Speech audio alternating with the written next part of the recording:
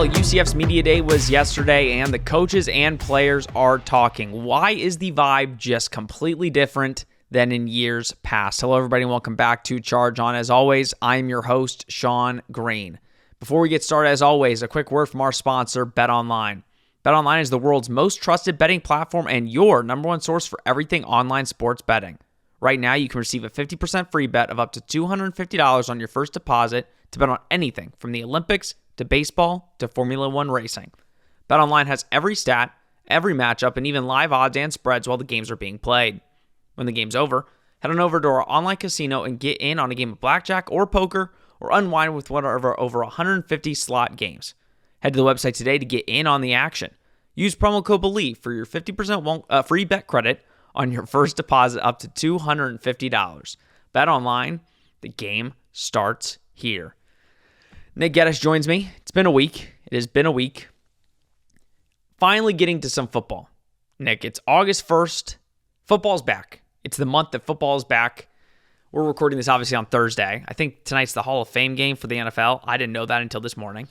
So I am glad that football is finally here. We've only got a couple weeks until we have some real fun. But how are we doing today? I'm doing good. No interest in the Hall of Fame game on my end.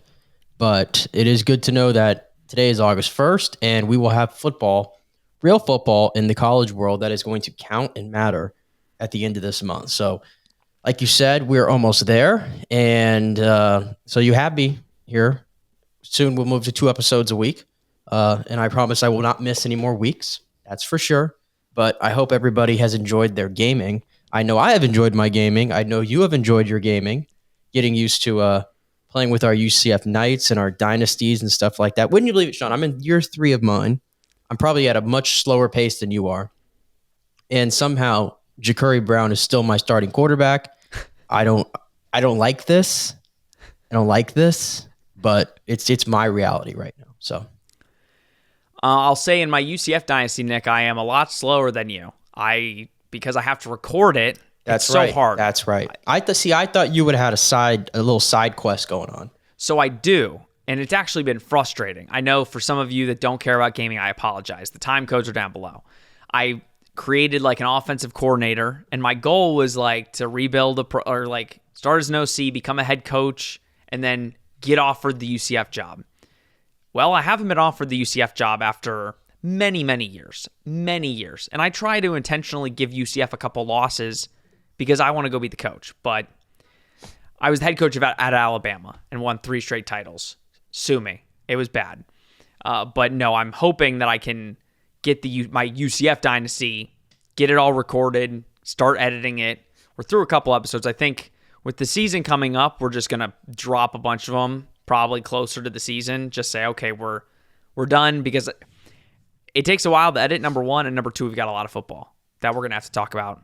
You'd mentioned it, 2 episodes a week starting game week, end of last week of August. So a lot of exciting stuff coming to the channel, a lot of watch-along stuff that we'll get into, but football's here, and we're glad about it. And I will say, Nick, obviously we have now heard from Gus Malzahn. We heard from Ted Roof this week. We heard from some of the players.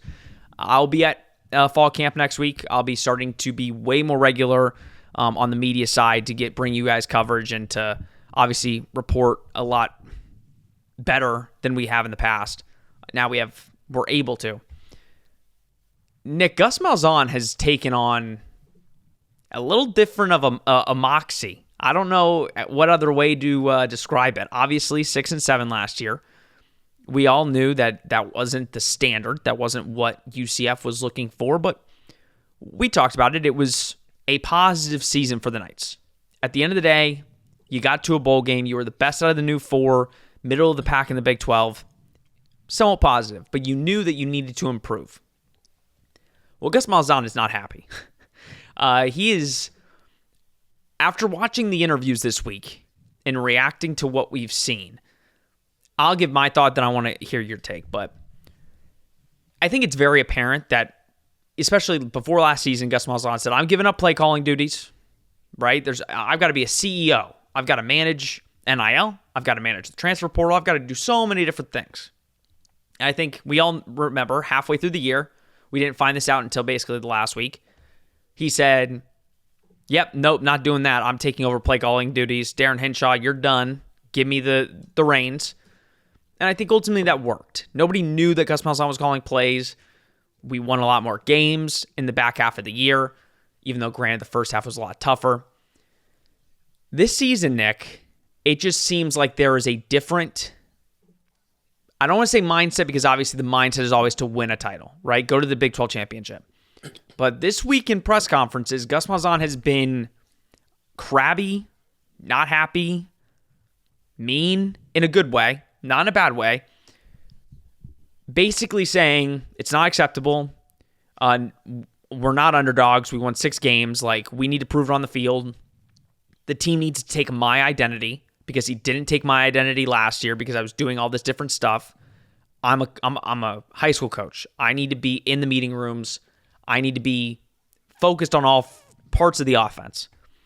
After seeing this happen this week, especially in these 2 past interviews, we had the one yesterday, media day, one beginning of the week where he was talking to the media after the first day of fall camp. Do you like what you're seeing out of Gus? Because I think for me, it's a breath of fresh air. It's not, hey, we're going to go out, do whatever. It's, we're not good. We need to bump it up a big notch. Yeah, I mean, especially to like what last year. So like fan expectation wise, I think 6 wins in a bowl berth is sort of what we were looking for in year 1 of the Big 12. But I said this last year and I'll say it again. It's an important distinction. Those are fans' expectations. I think I speak for everybody. I don't want my football program, their expectations to be 6 wins.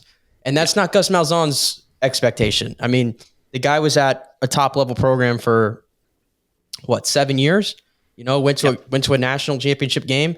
His standard is not winning 6 football games and losing 7. Okay? No. He looked at last year, and I was going to say he probably looked at last year and said that's awful, but you know what? He basically has told you that throughout the offseason, and like he just said on Monday. So it is certainly a breath of fresh air. We've sort of been talking about it. It's year 4. It's the second year of the Big 12. The conference seems sort of wide open right now. I know there's some preliminary favorites like a Utah, like a Kansas State that are trendy picks right now to represent this conference in the playoff. But, we've sort of talked that UCF certainly, I think from a talent standpoint, is probably just a tick below those teams, or they're close to being on par with them. Yep. And so the expectations, I think, have sort of been raised by a lot of fans, and I think the expectations inside the building have been raised. And Gus, you mentioned, taking over the play calling duties back at the end of last year. He sort of, if you look at his time at Auburn, the last few years there, he sort of gave them up, and it didn't go really well. And this offense ranked 7th in the nation last year, I think, and he still found a way to take them back at some point and demote Henshaw and say, okay, now I'm going to be running the show. And I think that's what coaches do sometimes when they feel like the expectation's not to their level. They just sign up, put it in their own hands, and it's like, listen, this ship's going to go down or it's going to go up with me riding it. And I want to be the guy responsible for it. So I appreciate that. It's not like he's necessarily throwing the players under the bus or anything like that. In fact, he said the opposite, that it starts with coaches. And the fact of the matter is, and I think even Xavier Townsend had mentioned this week as well, they played in a lot of close games last year. And we forget that. They were, you flip a few plays here and there, they're an 8-win football team, a 9-win football team. And we're having a completely different discussion, probably, and probably a different Gus demeanor, if I were to guess, probably. But we found out that they were pretty average collectively as a unit. And as Gus Malzahn said, we got to get the crap out of there. We got to fix the crap that sort of plagued us last season. And so I think that's why you're seeing this sort of change, maybe. I don't know if I'll necessarily call it a change, but a slight adjustment to the way that he's speaking and making everybody know that, hey, it's year 4, we got to go. No more of this first year this, little old UCF this. No, it's time to go. Yeah, it's way more direct. And I mean, again, I think some of the questions that, we as reporters ask, we've said it. We expect the same old Gus Malzahn answer. And I think Gus I think that's the big joke on our show is we always say, oh, well, we know what Gus is going to say after a loss. We know what he's going to say after a win. We know what he's going to say in the offseason. I'll say after watching 2 Gus Malzahn press conferences in the last week, I honestly don't know some of the things he's going to say. Because you said it. He doesn't throw his players under the bus. He said, it's on me, right? The team didn't, and he said this multiple times, the team didn't have my identity last year. And what I love about that is I think a lot of people look at Gus Malzahn and say, oh, he's so much more relaxed in Florida, right? He left Auburn, he let his hair go gray, and he's so much more relaxed. I now see it's the same Gus, but it's completely shifted in terms of his demeanor of, hey, we're not going to, he doesn't throw his players on the bus, Nick, and you mentioned it, but he does come out and say, we needed more playmakers on defense. Right? Like he said, we needed guys that made plays. We didn't have guys that can make plays last year. We needed to find playmakers on defense. He went out, got a new DC and Ted Roof. What does Ted Roof do historically as a coach?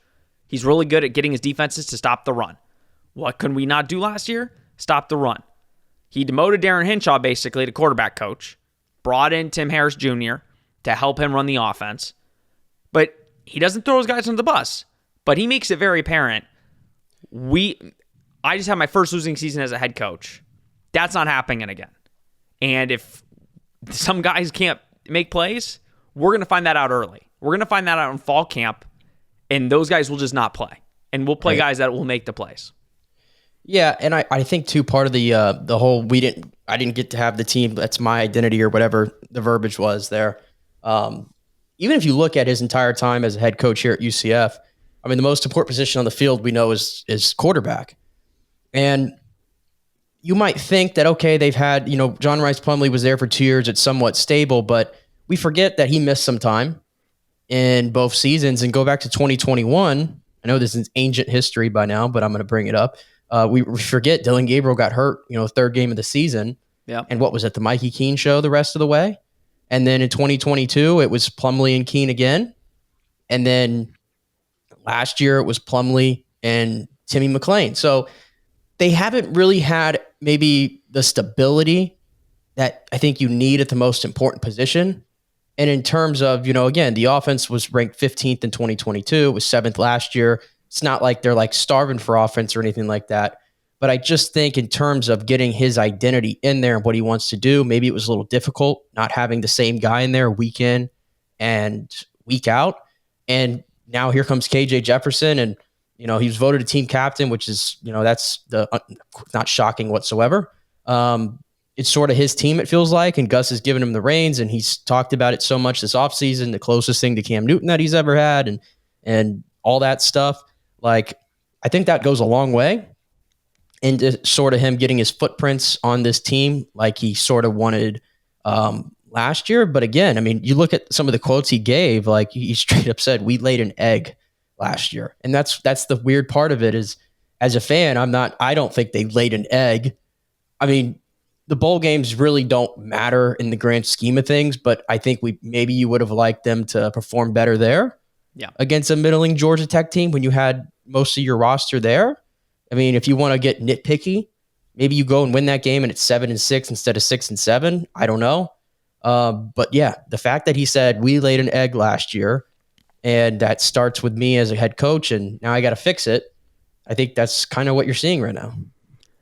There's a part of me, and if you go back and watch my Georgia Tech post, episode, I was not happy. It was one of the worst UCF games I've watched in a while. I think that might have been the best thing to happen to UCF, to have a losing season. And for Gus Malzahn and he said, in every offseason you go and you reflect, and what he reflected on is this team needs to have my identity. This team needs to really go up a notch because this is unacceptable. I think you're right, Nick. If they went 7-6, I think there would have been a slight disappointment of we could have done better, but there would have been, hey, we won 7 games in our first year. Right. We're okay. But it wasn't like that. And I think for Ethan Barr to get named a team captain, we haven't even talked about the team captains, but I mentioned Ethan Barr, I think, is one of the most, if not the most important players on the team this year.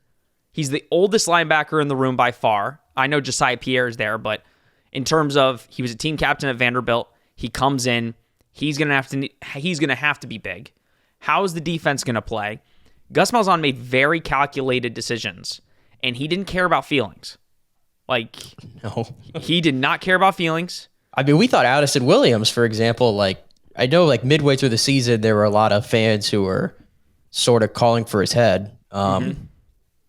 But I don't think we really expected him to get demoted. I thought you thought he'd get another year. 1 year. But I think that basically tells you that, and as Gus Malzahn should, he's taking this personally about what happened last year. He looked at everything and said, nope, I'm changing everything.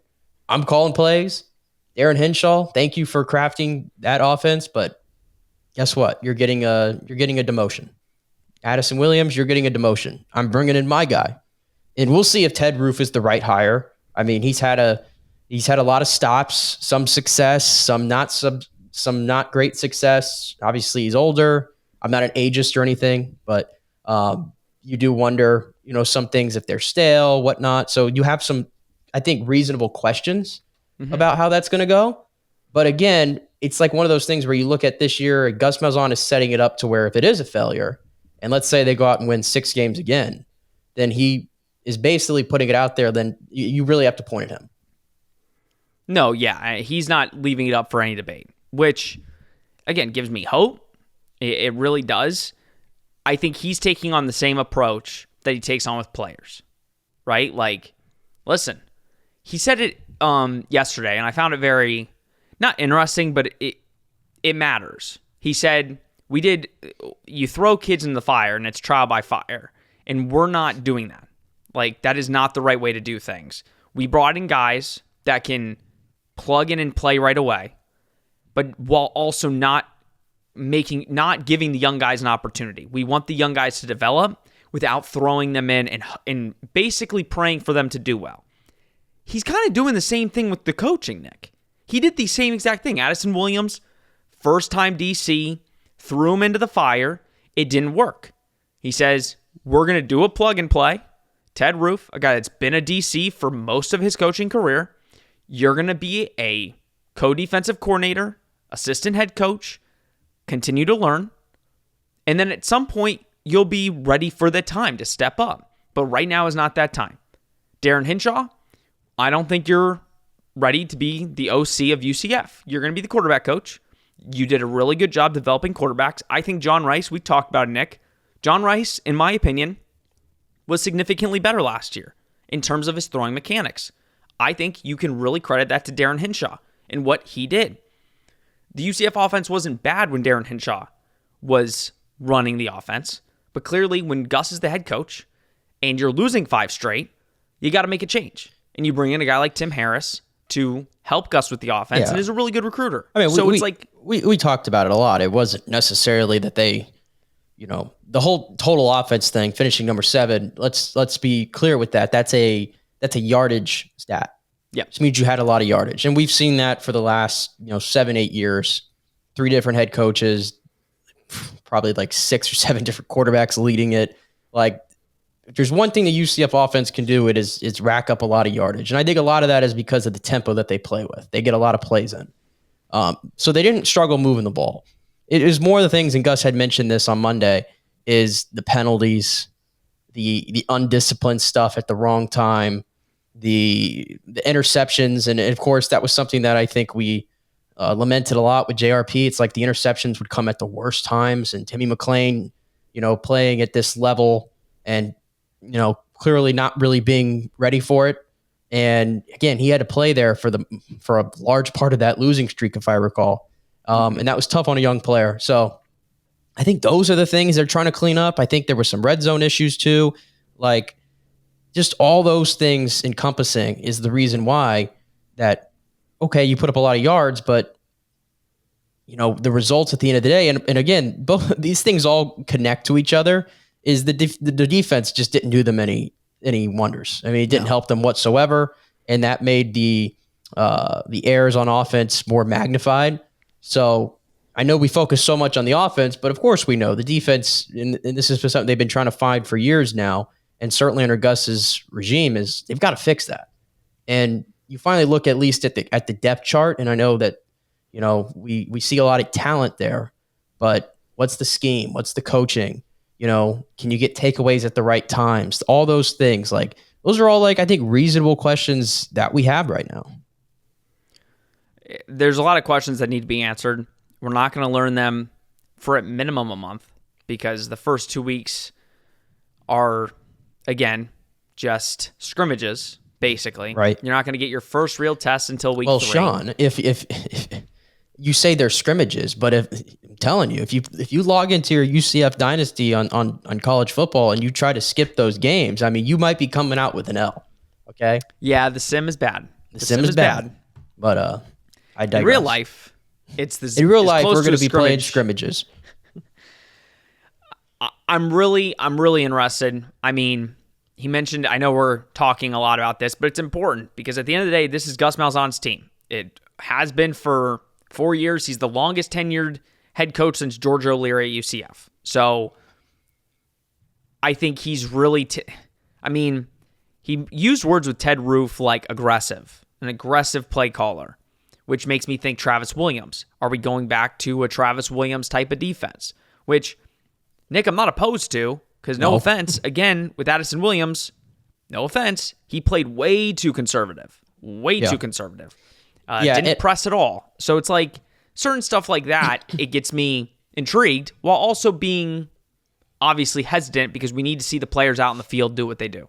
Yeah, and I think the other thing too that ties into this is sort of what they're doing, off the field. We talked a lot about the recruiting has certainly picked up steam in the last couple years, and even if where they sit right now, they currently have a top 25 class. It's second in the Big 12, and Gus, I mean, that's the one thing we don't have to question really is the guy clearly knows how to recruit.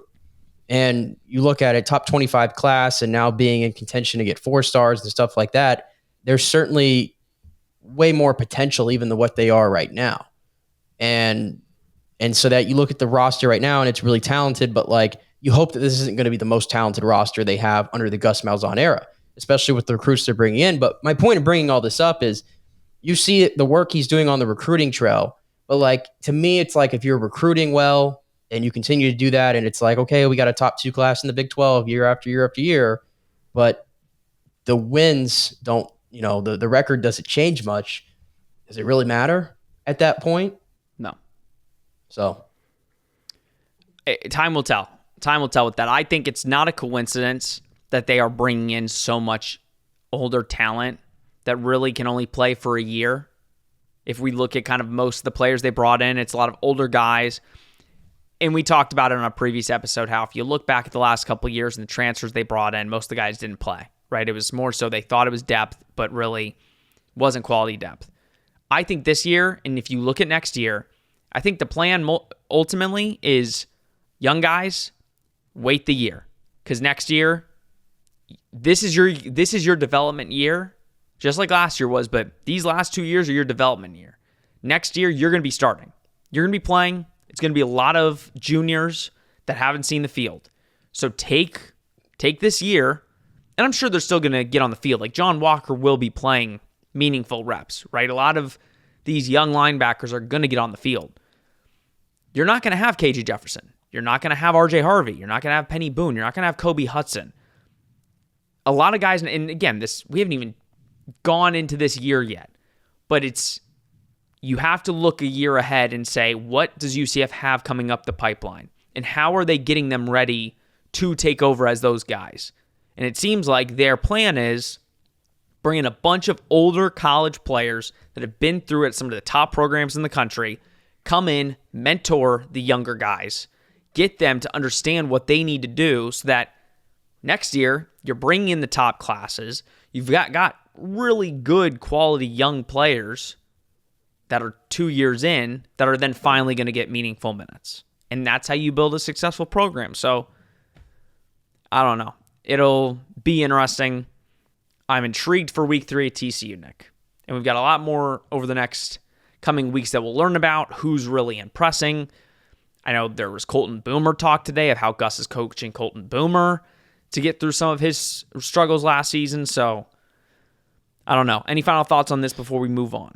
Yeah, and I was going to say, to the point about the transfers and some of them last year not being as impactful, I think you would probably agree. I mean, on paper, it feels like this class has a chance to eclipse last year's transfer class by a mile, and that goes beyond KJ Jefferson. We've talked a lot. We talked a lot about Penny Boone and what sort of impact he could have working next to RJ Harvey. But I mean, defensively, they probably got 4 or 5 guys who are probably going to start on this team who were brought in as transfers. Yeah, and a lot of them right in the middle of the defense, and that was a weak spot last year was linebacker.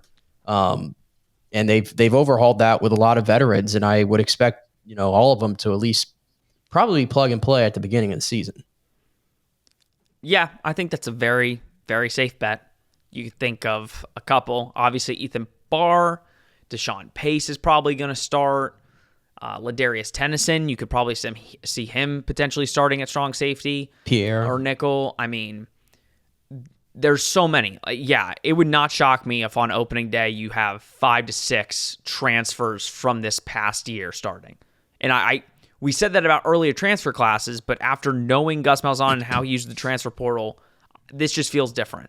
Well, especially yeah, after last year's defense. And part of that too, because the way I look at the defense right now, like to me, it's like Malachi, Lee Hunter, Ricky Barber, and of course John Walker rotating in there with those 2 guys.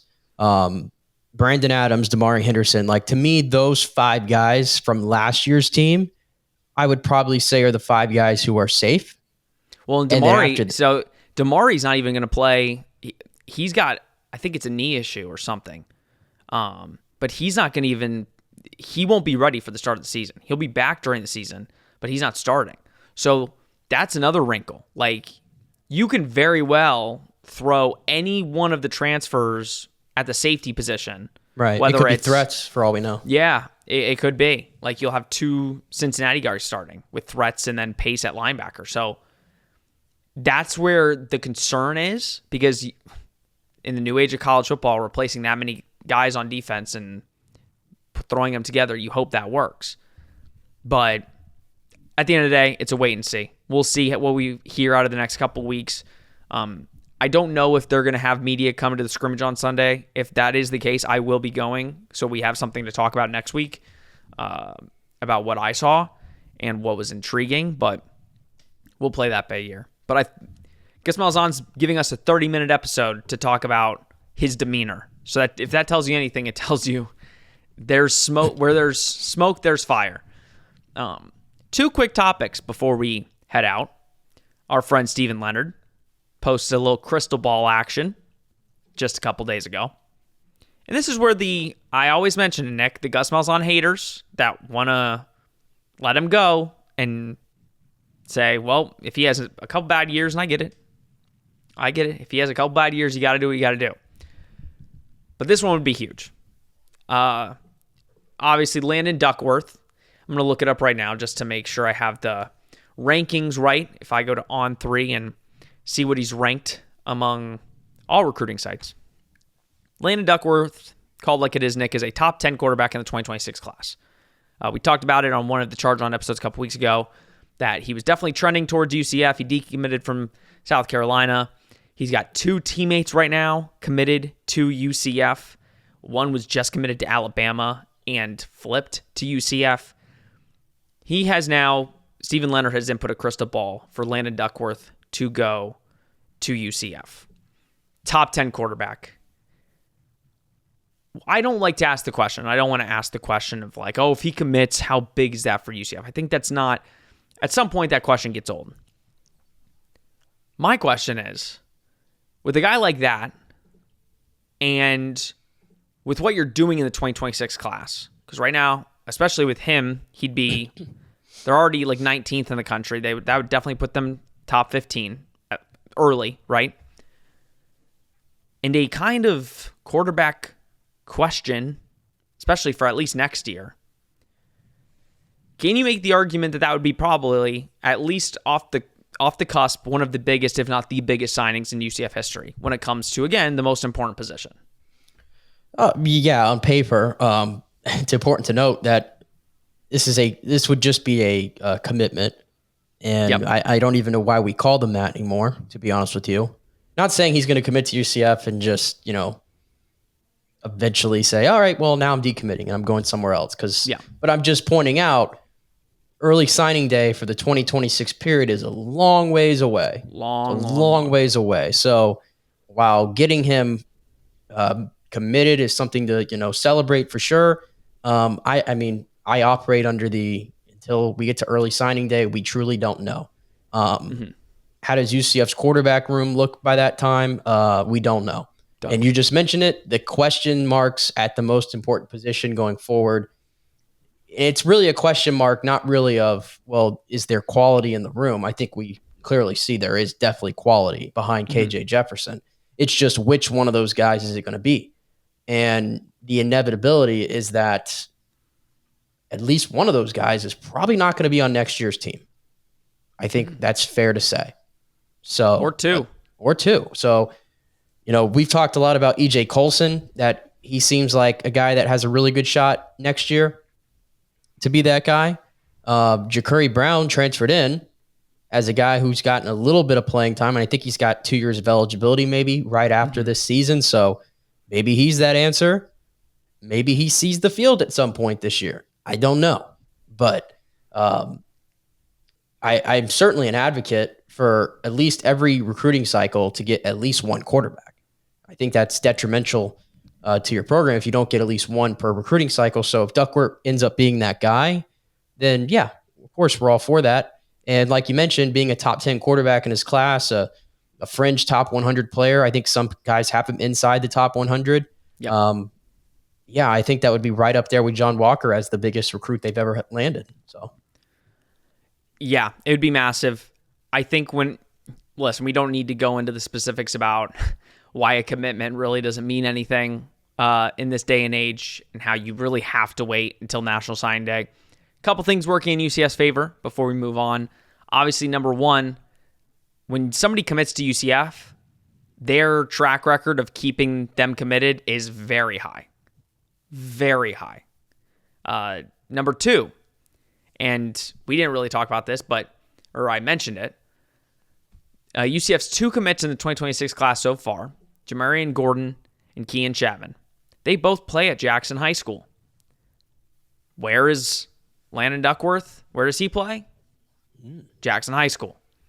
And there's a 2027 running back from Jackson High School. It's going to be definitely a top 100 player who also goes to Jackson High School and also visited UCF with those 3. So it's very rare, Nick, you potentially might have 4 teammates commit to the same school in the span of 2 years. That's kind of crazy.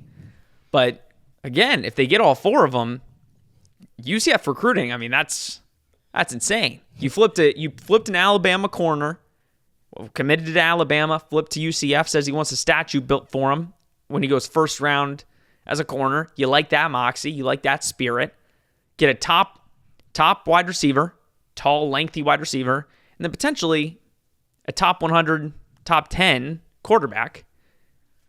I don't know. Again, when you look at recruiting, it makes you, again, excited and say, hey, look at that. Like, you're going to get one of the top players on the board at the quarterback position, which is the most important position you can get. So, any final thoughts on that? It's so funny too when you look at the clips of Duckworth that go around. You talk so much about what does a Gus Malzahn quarterback look like, and Cam's is the great example.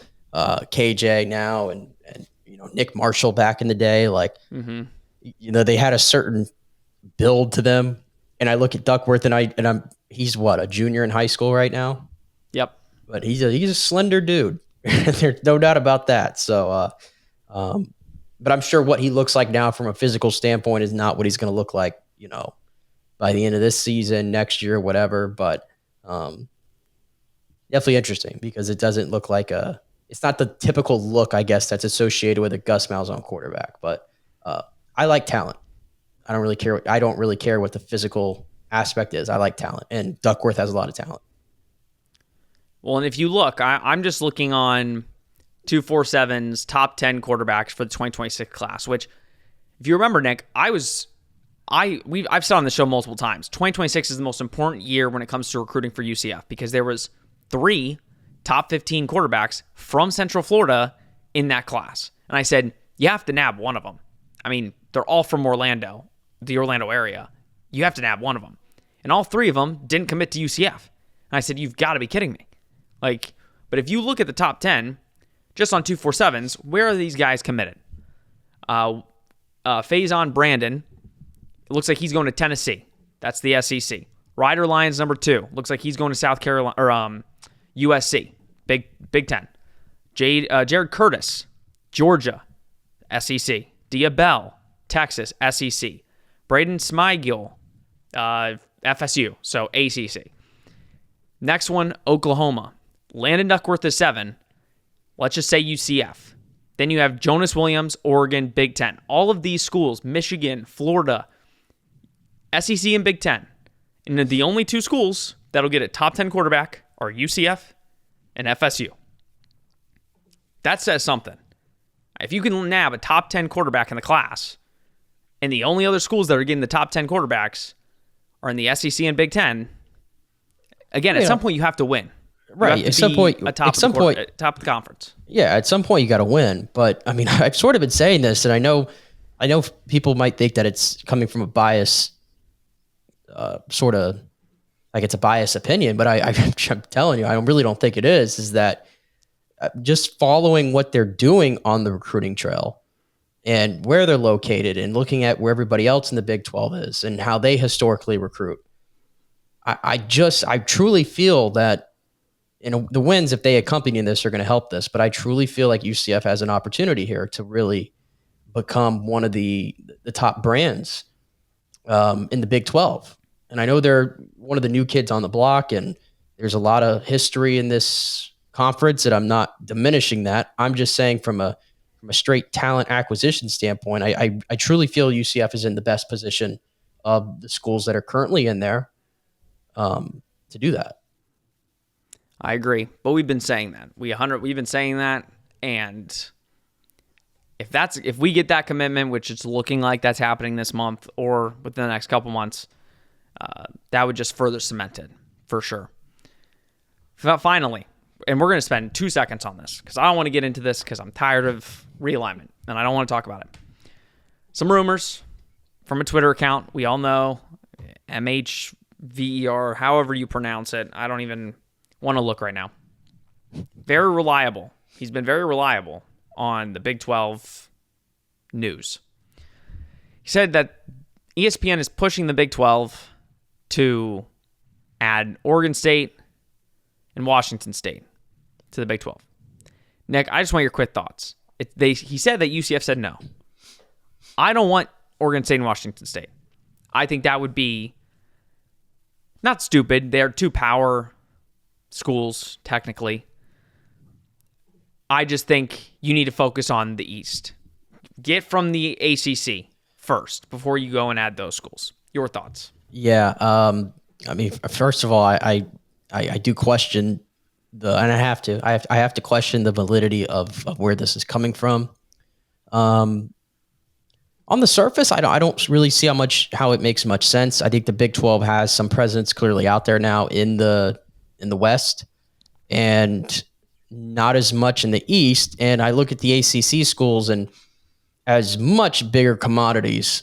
I'm not only in just football, but in basketball and baseball and other sports like that, where I don't see that true value with Oregon State and Washington State. I hate it that they're just sort of on an island right now. And I wish I could snap my fingers and we can go back to how it was, but we don't live in that world. But I think the thing is Brett Yormark, if this does become something that's factual, Brett Yormarker's made it clear that he's open for business. He wants to expand. The other 2 conferences are being pretty rigid about how they want to do that. And there's only a handful of schools that we've talked about, Florida State, Clemson, Miami, probably North Carolina, those schools that are really probably candidates to go to those 2 conferences right now. And we would assume that the others would filtrate over to the Big 12. But the thing is, you have to remember, And not to get too in the weeds here with, the lawsuits and all that stuff. Even if Florida State figures and in Clemson, they figure out a way to get out of the conference, like we're still looking at years down the line here. Like we're still probably at least 3-4 years out from this happening, if I had to guess. I mean, there's a lot of hurdles to get over here with that whole litigation that's going on. So if it just becomes a thing of, hey, we want to keep adding, and for right now we're going to add these 2 schools in, we know that they're not a threat to go anywhere else, we could get them in, and obviously they would accept it because it gives them a lifeline, it gets them back in the game, then by all means, I guess. But I think our main overall focus, and I think the conference's main overall focus, is seeing what happens and what plays out with the lawsuit first. Yeah, I agree. Couldn't have said it better than myself. I don't think we need the Knights traveling all the way to Oregon for a conference game right now. But no, and we don't be going to Pullman, Washington State either. Yeah, I'm okay. I'm good. And listen, it would help it helps the conference. It definitely would. But there's a reason that the last 2 that are left. Let's not act like. Listen, I already know Oregon State and Washington State fans that are watching this pod. Don't come for me. I hate that this happened to you. But we do not need them going to the Big 12 right now. I know it helps the conference as a whole. So if it does happen, I'm not going to be poo-pooing on it. I will still be very happy. But for right now, no. Let's just hold our horses. Let's wait a year, see where the ACC is, and then figure it out. All right, Nick. Final comment before we head out. My final comment is I think we're like 27 days away from the first game. So Our schedules are going to be so let's just get up. there. Let's just get there. I know it's New Hampshire, right? It's New Hampshire, right? It's the first game. Mm-hmm. Full disclosure, no hate. I had no idea there was such thing as a New Hampshire football team. Not in College Football 25. They're not in there. I don't even know if it's New Hampshire University. I don't know if it's University of New Hampshire. I don't know what the mascot is. I don't know the colors. Clearly, I haven't even looked that hard at it. I guess you could say I'm overlooking New Hampshire. No, but stop. But no, I mean it's we know it's going to be a good time, and hopefully we'll be there. So the hardest thing that you have to do as a podcaster, for all UCF fans, the hardest thing you have to do as a podcaster is in week 1 or week 2 on the pregame episode where we basically cover the opposing team and what we have to look out for. Go watch our Kent State episode back from last year, and you'll see how difficult that is. How trying to give the other team as much credit as possible while also knowing the score is going to be a blowout. So get ready for that in 3 weeks' time, where me and Nick try our best to understand the New Hampshire. I don't even know what they're called. Do we know what they're called? You know what? We're talking about it right here, and I have Google right in front of me, and I might as well just. I think it starts with the W. Wolf Pack? No, I'm thinking Nevada. So it's the University of New Hampshire. Okay, we got that part. Okay. Let's see here. No disrespect. They are the Wildcats. Wildcats. Okay, I was right with the W. And the mascot's name is Maisie. Maisie. A cat who was captured by a farmer in Meredith, New Hampshire. So, oh wow, there's your early New Hampshire facts right there. So there you go. All right, everybody, let me know what you think down in the comments on anything we talked about. Gus Malzahn, Landon Duckworth, Big 12 adding West schools. You let us know. A lot of exciting times. We are finally back to some real football. No hyperbole. We're getting into it. Only a couple short weeks away where you get only one episode from us. Obviously, you get the College Football 25 content, but I'm going to try and end that as quick as possible so we can get into straight football at the end of the month. All right, everybody, please like, subscribe, comment, share. Do all that you do. We greatly appreciate it. And as always, this has been Charge On, presented by Bet Online. We will see you next week.